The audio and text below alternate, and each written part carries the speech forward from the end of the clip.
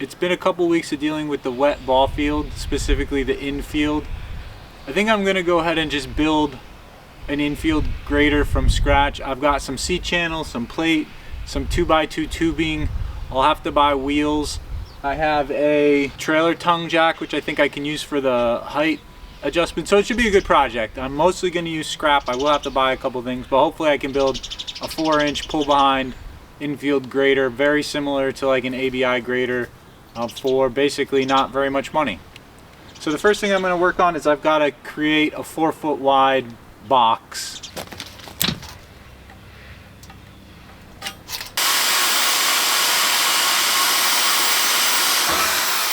What I'm going to do is take a 45-degree pie cut out of this, and that'll basically allow me to bend a 45-degree kicker into this.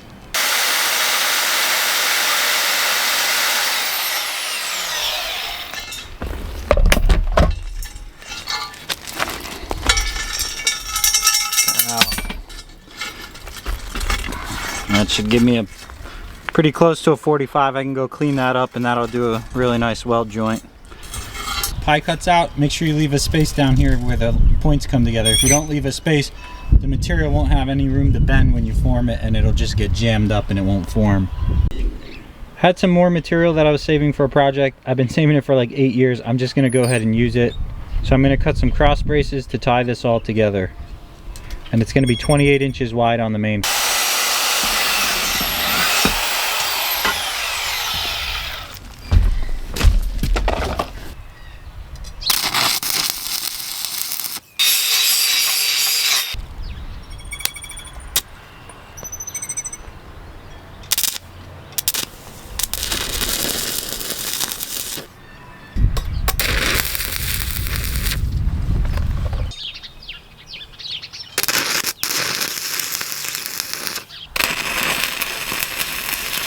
Inside corner, that's 47 1/8,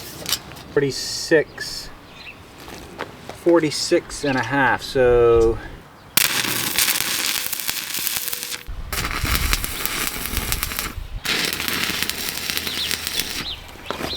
that's tacked together enough to over end.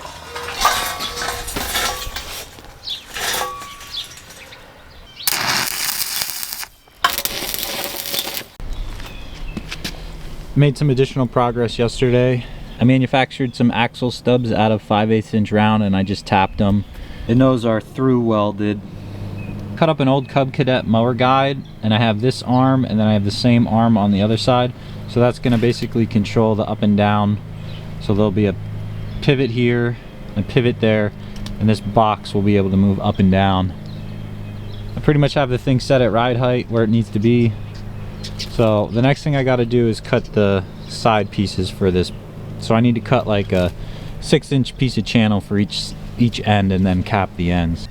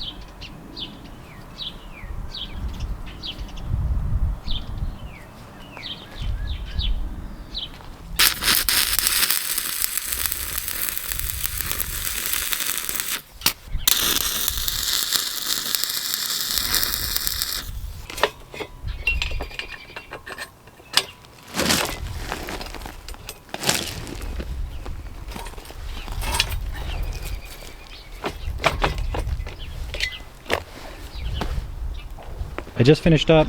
I've got a 3-link top bar there. You can kind of see some of the gravel that I've been, and dirt that I've been ripping with this thing. So far it's just tack welded together. I had some issues with the electronics on this. The motor works, but the switching mechanism doesn't, so you just have to hook a battery straight to that, or you can use the manual on top. But so far this thing works really well. I have to get it finish welded and get the correct hardware for it. Right now I'm just using kind of hardware that I had laying around. Let's take a look at some of the features that I built into this. First off, it has a really long tongue and just a center hitch pin. So the reason I did that is because if you have a 0-turn mower and you're not paying attention and you turn this thing, you want to have enough room for half the mower in the back. So that's why it has the long tongue. Moving back, the whole frame is 1.5" square steel tube, 120 wall, so about 1/8 inch thick, so it's very strong. The arms here are 3/8 inch thick, and they're off old Cub Cadet mower guide. So those were scrap, and they control basically the pivot up and down, and then there's this 3-link off of a tractor as the center pivot, and that is what controls the pivoting motion of this. So you can dig the teeth in more, or you can have the back scrape more. Height adjustment is done with this electric trailer jack. So this is 12 volts, and I just made a quick wiring harness. And this thing, right now I'm just using it off a jump pack that I sit between my feet on the tractor, but you could wire this direct to the lawnmower battery. That's an advantage of it being 12 volts, and it just has an up and down toggle switch. So this center link pin pivots. It's all pinned in, so you can take this whole thing apart. The back here is pivoted and pinned, and these are just 1/2 inch bolts, so you can take this whole grader box off. If you're ever going to design something like this, one of the important design features is that this pivot, and the far pivot are all in line, and that basically makes all the load go through the bolts and not through this. This is just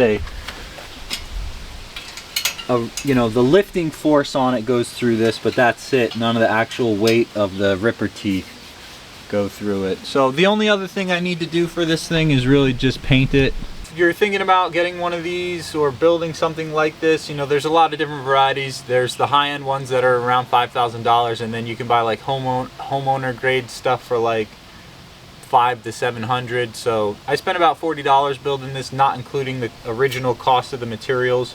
Like I said, most of this stuff is recycled from projects that have come and gone over the years. I hope you like it. I haven't gotten to do a full video on using this, only because when I do that, I want to do it not during the season. The Little League season ended a couple weeks ago, and now it's summer, and I've got a lot of summertime things I like to do. So this is more of like a late fall or early spring type thing that I need to do next year.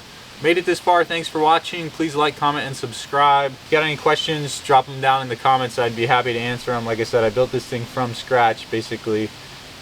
So, thanks for watching.